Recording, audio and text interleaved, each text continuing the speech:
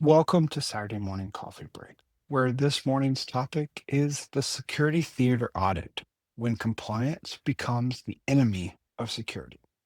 So here's a Saturday morning confession.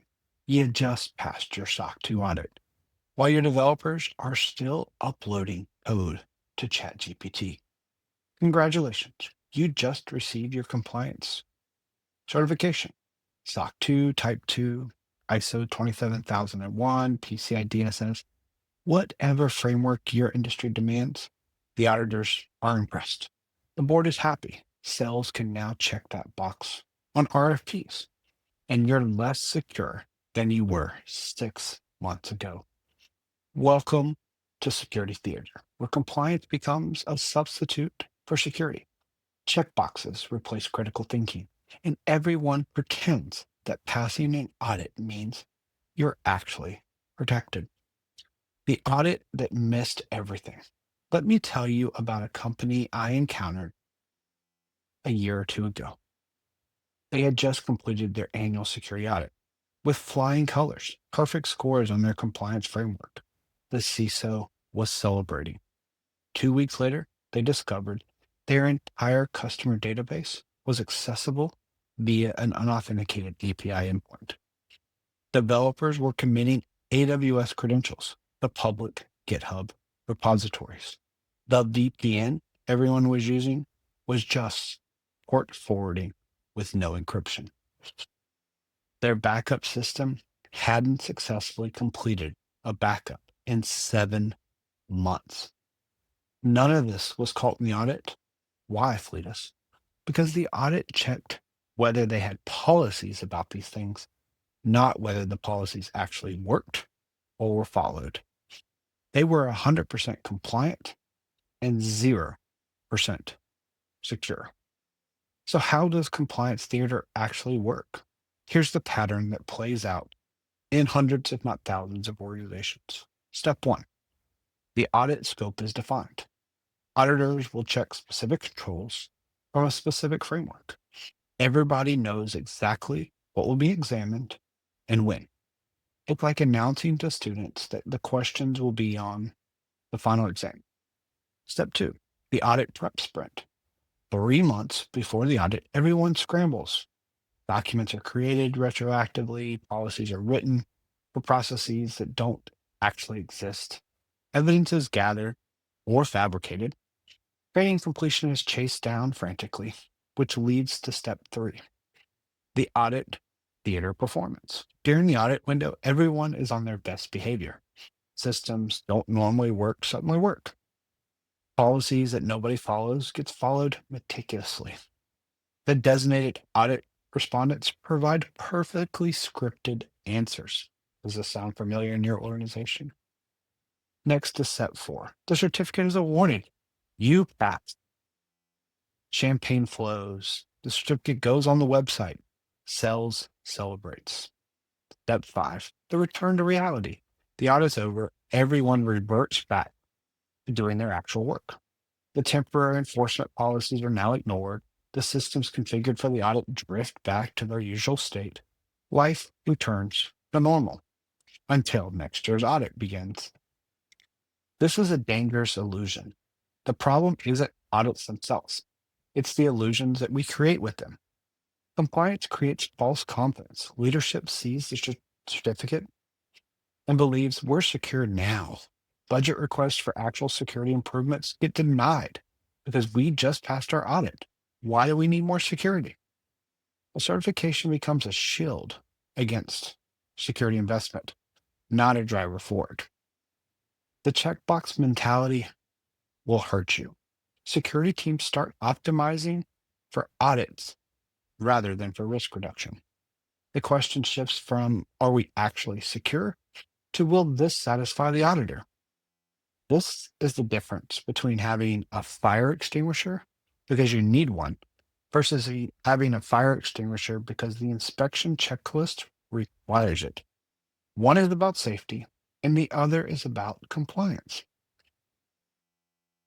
Which leads me to the scope limitation problem. Audits examine what's in scope. Modern attacks exploit what's out of scope. Your SOC 2 audit covers your production environment beautifully. Meanwhile, your developers are building in cloud accounts that aren't part of the audit scope, using tools that aren't in asset inventory, and making security decisions that no auditor ever reviews. The fence got audited. The attackers came through the yards next door. So here comes the important question: real security versus security theater. Let me now discuss the difference with you. Security theater. Password policy requires 16 characters and changes every 90 days. The result? Everyone uses company 2025 exclamation mark and increments the number or the special character. Your audit status is a pass. You're compliant. Your security status is a fail. Predictable passwords everywhere. Next, real security. You implemented a password manager, enable MFA, and monitor credential stuffing. The result is unique passwords, additional authentication factor, and actual protection. Your audit status may be compliant, maybe not, depending on your framework. Your security status is a green check mark. The actual security theater here is annual security awareness training with 100% completion, which results everyone clicks through slides just to get back to work. Audit, green check mark, because your training is complete. Security status is questionable. Nobody's behavior has changed. Phishing simulations, immediate feedback, and security champion programs are actual results of a secure program, which results in employees actually reporting those suspicious emails. Your click rates will drop. The audit status, it might not even be measured. Your security status, you feel good. You reduced successful phishing attacks. Next, security theater. Vulnerability scans monthly, reports generated. The results in 2,000 vulnerabilities reported. Nobody has time for that. So your audit status, check. Your scanning was completed and documented. Your security status, well, not good. Critical vulnerabilities are still exposed. So your real security is you'll automate remediation. You'll make decisions based on risk, prioritization, and measure your mean time to resolution, which results in critical vulnerabilities being patched within a week. Your audit status, the same. Check. Security status, green check box, because you're actually reducing your attack surface. Don't get into a compliance trap.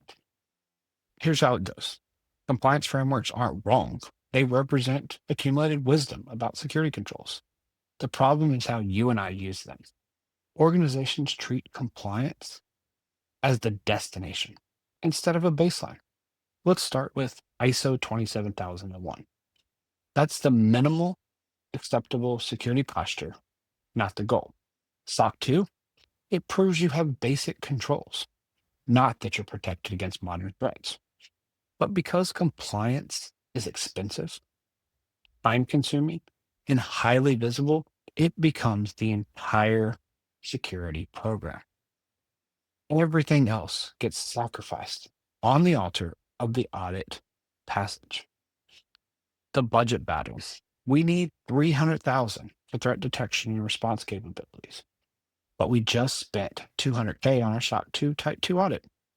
Why do we need more security? So what does this mean?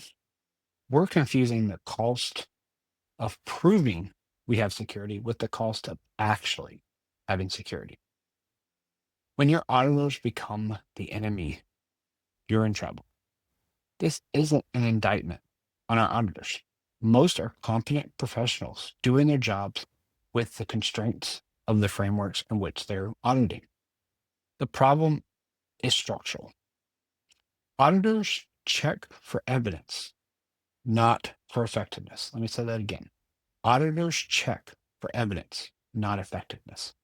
They verify you have a password policy. Check. They don't test whether your passwords are actually secure. They confirm you have an incident response procedure. Check.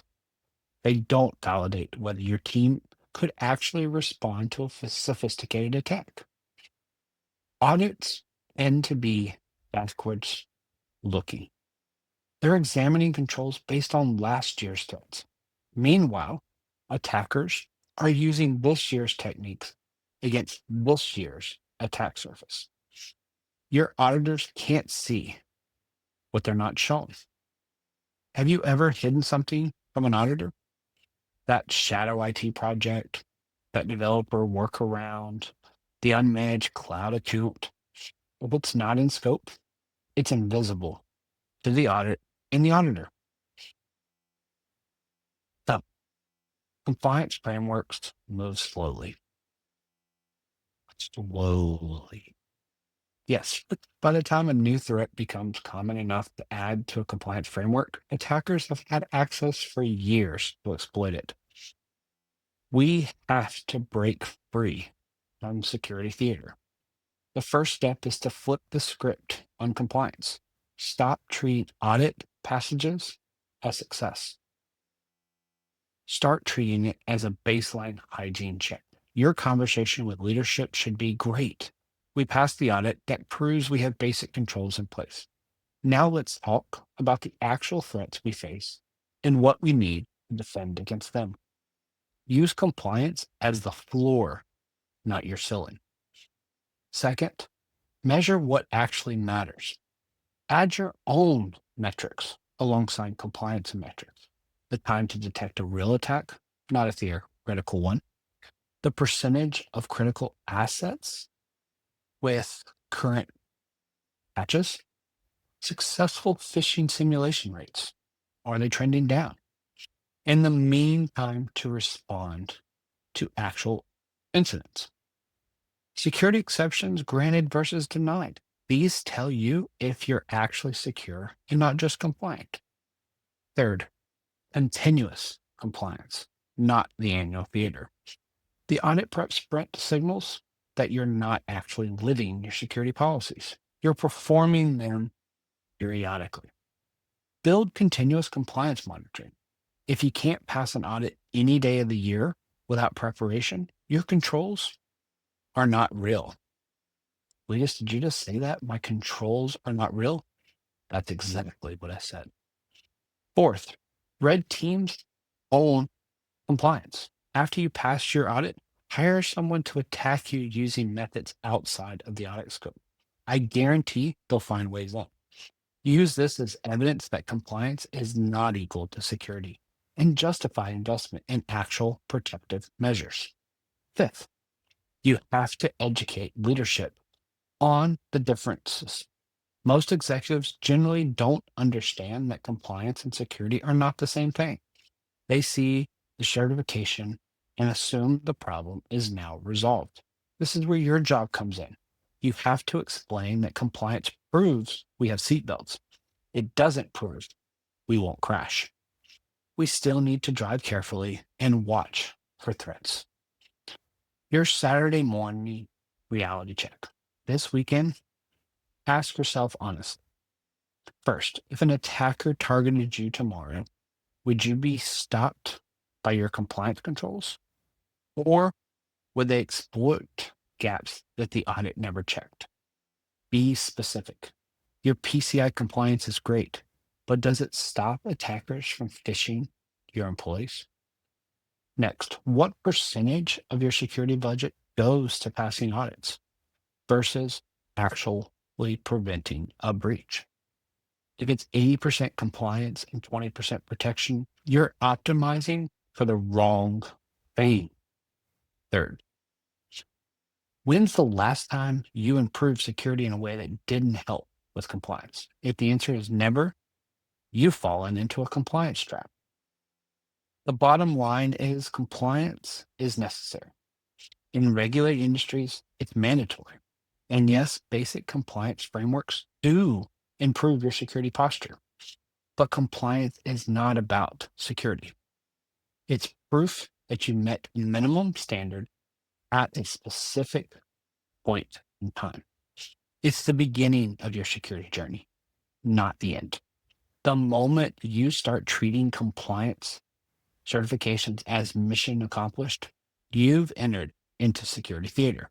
You're performing security for auditors instead of implementing it to stop attackers. And attackers do not care if you're ISO certified, SOC 2 certified, PCI-DSS compliant. They care about your exposed APIs, your phishable employees, your misconfigured cloud resources, and your unpatched vulnerabilities, most of which are outside of the audit scope. So, by all means, pass your audits, check your certifications, check those boxes, but don't confuse performing security with having security. Because when a breach happens, and statistically it will, your auditors will report won't have stopped the attackers. Your board won't care that we were compliant, and your customers won't be reassured by your certification when their data is on the dark web. So here's your Monday challenge. Identify 3 security improvements that would actually reduce your risk, but don't help with compliance alone. Then ask yourself why they're not funded while audit prep is fully resourced. The answer to that question tells you whether you're doing security or just theater. Real security versus theater checklist. Let's recap. Security improvements happen year round, not just before you're audited. Team can pass an audit any day without prep sprints. Metrics track actual risk reduction, not just compliance status. And budget allocated to threats outside of an audit scope.